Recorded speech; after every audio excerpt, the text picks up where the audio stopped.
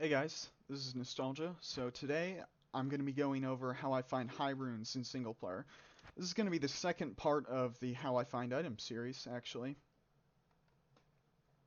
So let's get right into it. So I'm going to be talking about the gear first, and then the skills, which aren't so important for what I'm going to be what I'm going to be doing here, which are lower cost runs. And then I'll get into some different points about the strategy involved. Okay? First, the Merc gear. You're going to want to use an insight. If you're playing vanilla single player, probably just a Reaper's Toll, if you can get that. If you get him an obedience, I guess that's okay. If you're in vanilla single player, though, I would really just try to get a Reaper's Toll. But if you're not, if you're playing Pluggy or if you're on Battle.net, really try to get an insight. Just in anything, it doesn't have to be an ethereal thresher or a thresher at all. You see, mine's not even ethereal, okay? Because it doesn't even really matter at all what it's in, what the base is. You can see I have an F shaft and a Kyros on my Merc. Now, this would probably ideally be something like what's the Merc, something like my standard Merc gear, which is an Eth Fort and an Eth Vampire Gaze. However, I don't need my Merc to be that tanky for this, and I have my Eth Fort and my Eth Gaze on one of my other characters, so I'm just using this. It's more than good enough. Okay? You could even run like a Smoke and a Crown. Well, what's that? What's that crown called? You could even run a Smoke and Crown of Thieves. That's what it's called.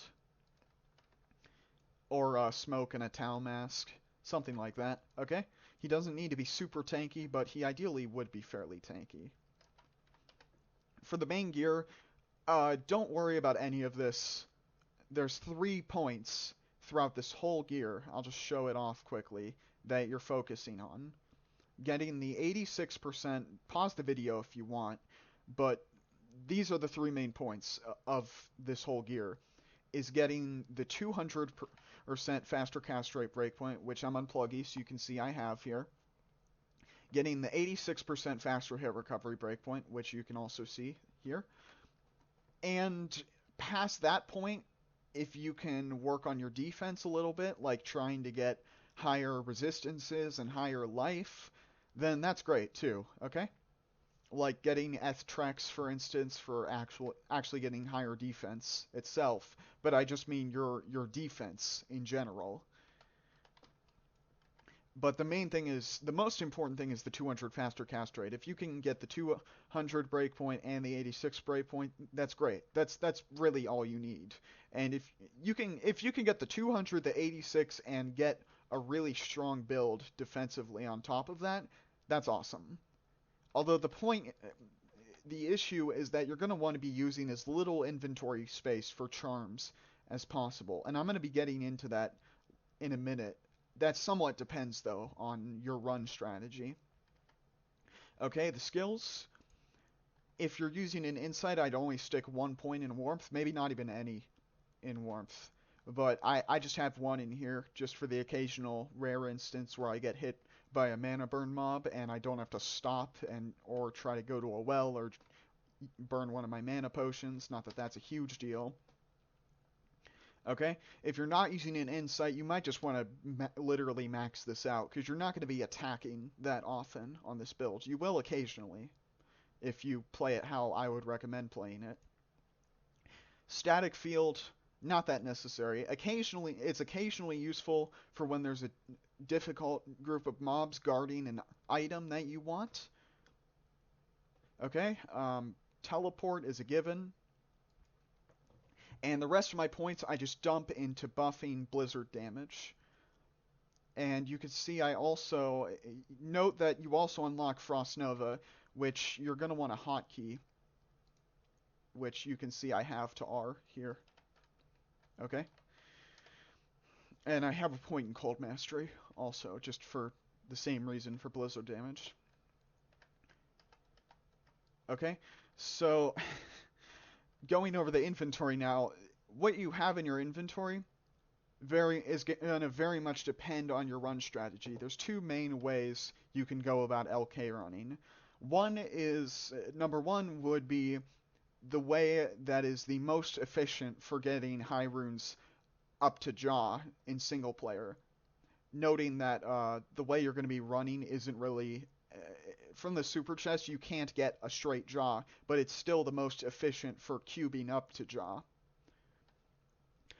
Okay, so for the most efficient way for getting up to Jaw, keep your inventory completely empty except for some keys and maybe a Torch and Anelius. I use a Torch and Anelius for the stat points so that I have to put less into strength to wear my Monarch, and thus I can put more in Vita and have more life.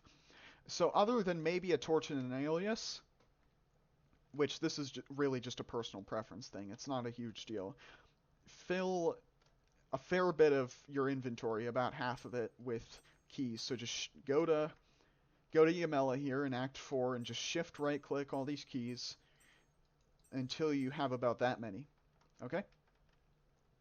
The second inventory strategy is if you're running a standard farming rotation on a Blizzard Sorc. Maybe you're going, for instance, maybe you're going from Ancient Tunnels to Mephisto, and then a few other areas, maybe Mausoleum, I don't know, and say you're going to LK at the end of it, and you're switching from whatever you were on to Players 8, and then back to,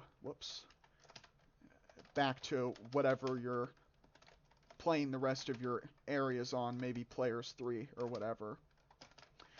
But for the most efficient, for strategy number one, the most efficient way of getting up to Jaw, where you just run LK and nothing but LK over and over and over again, you're just going to want to have an inventory like mine, and occasionally just fill up on about this many keys. Alright, so the next point is know what you want to find. So I'll just go into a little example here. This isn't going to be a max efficiency run, but when I'm going around and I'm popping the super chests in LK, I'm spending very little time looking through the items. You can see I just popped an armor rack. That's very much optional. The only reason I popped that armor rack is because that specific armor rack will sometimes drop... It'll sometimes drop gilded shields, so I pop that occasionally in case I can get a decent shield for one of my paladin builds. So yeah, you just saw there, I spent almost no time. Pretty much the only time I spent by those super chests, or rather by the piles of items that they drop, was scanning through the items to see if there was a specific kind of item that I'm looking for. Now, this is very much up to you. Personally, I mean, the main point about LK running is trying to get high runes. So if a Burr rune drops, that's going to be your number one candidate of something you're going to want to pick up, of course. Pretty much guaranteed the number one thing you could get from here. Funny story, I got a Jeweler's Monarch of Deflecting here, or from here quite some time ago. That's a ridiculously rare item. I wouldn't count on ever getting one unless you run LK like 40,000 times and pick up every blue Monarch you see. I mean, I don't know exactly how rare it is, but you get the point. Okay, so now I'm going to show you a few high efficiency runs. So I go to the...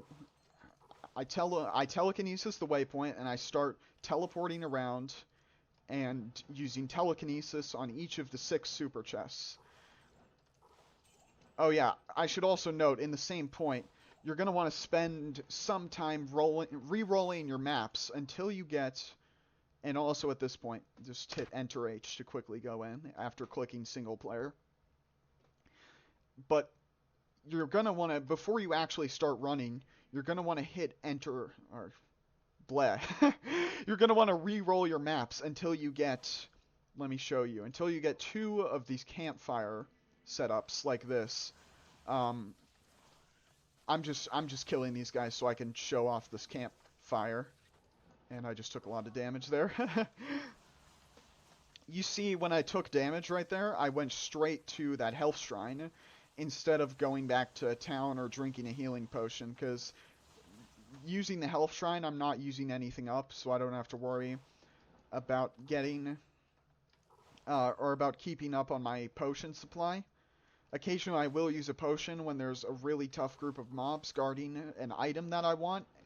If it happens that I pop a super chest and a group of mobs shows up afterwards, and say like a Vex rune drops, and I'm trying to pick that up and the mobs aren't letting me, okay, that's one time where I might actually try to kill the mobs.